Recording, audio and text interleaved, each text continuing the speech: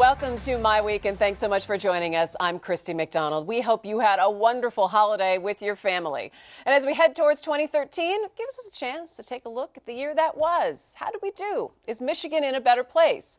We'll take a look at the biggest stories of 2012 and pull out our magic 8-ball to predict the future. And to help me do all of this are My Week contributors Nolan Finley from the Detroit News and Stephen Henderson from the Detroit Free Press. Wow, guys, what a year, huh?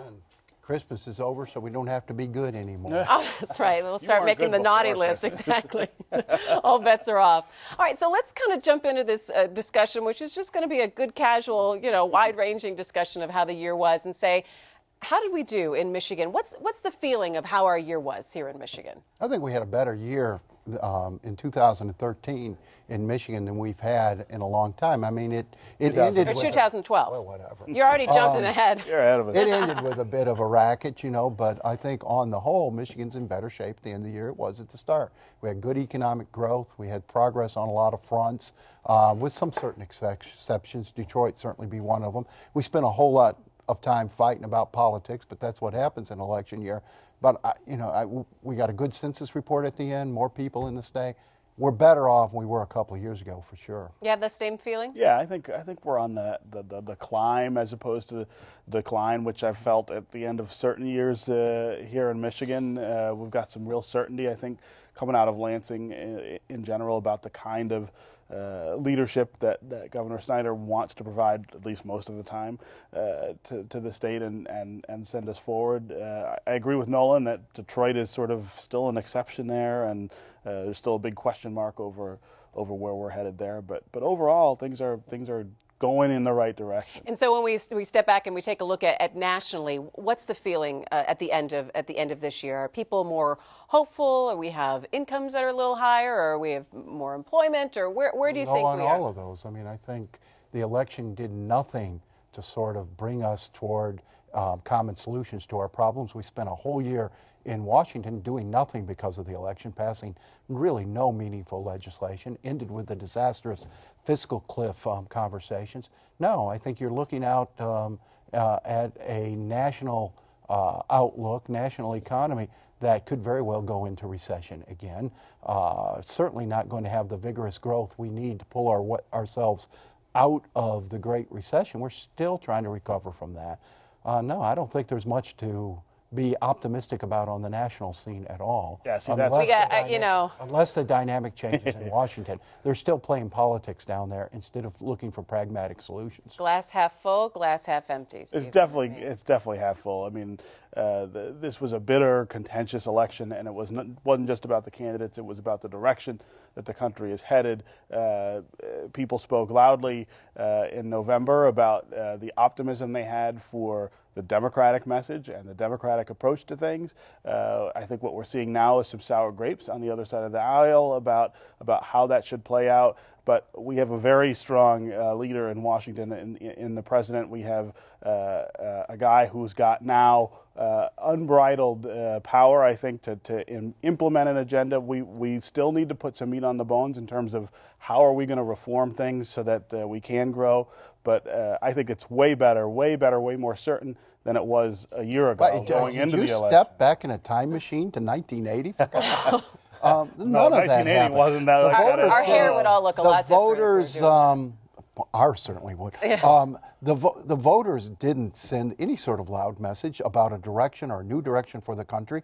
They maintained the status quo. You don't have a strong leader. You still have a guy who's more interested in playing politics than he is in leading this nation. This could be a disastrous. This guy won 332 electoral votes, and they're still talking about how it's close. Doesn't matter how many. This was an overwhelming re-election. Voters maintained the status quo. We still can't get anything done productively. Well, they should have given the House to the Democrats. Well, they didn't. So they should have given the White House to the Republicans. We did spend a lot of time this year talking about politics, and so since we're already knee deep in the presidential politics conversation, what did we learn from this election?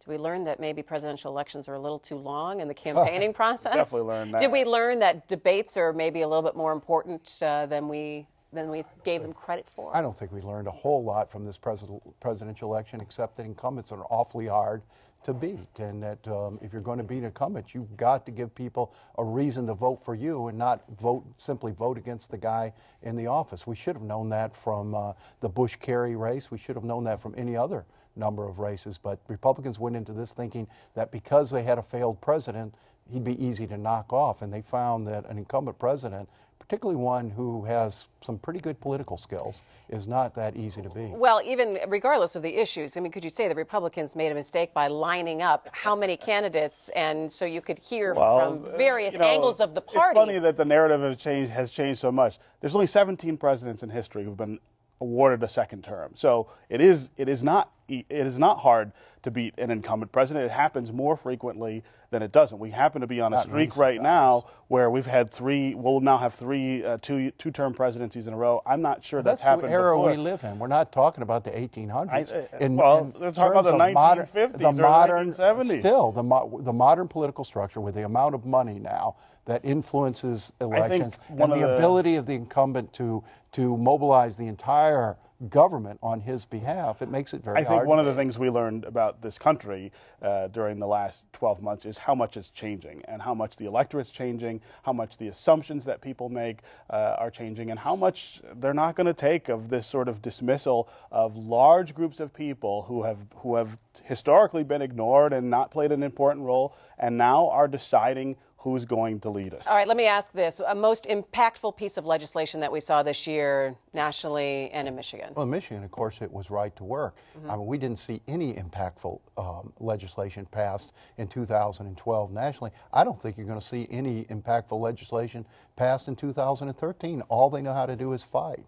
Decision about Obamacare from the Supreme Court, though, one of the major stories? Oh, I think that was a decisive victory for the president and his vision for that part of the government. You know, we spent 2.5 years fighting over that legislation and whether it would stand and whether we would go ahead with it. Now we'll get to see how it actually works. Now he's got to implement it. Right. Well, and I predict that in 2013 you will see changes to the legislation as it stands, and hopefully to improve some of the points where we think it's the weakest. I mean, it may end up being a solid defeat for the president, that ruling, because now he's got to implement this thing, and nobody's come up with a way to pay for it yet. They're still writing regulations. States that want to cooperate and start exchanges have no clue how to do it. States like Michigan that don't start exchanges don't know where they stand. There's so much uncertainty, and yet the tax hikes are already coming in. States that have the exchanges. I mean, California is a great example of a state that moved early on the exchange, got $23 million to implement theirs. It's actually working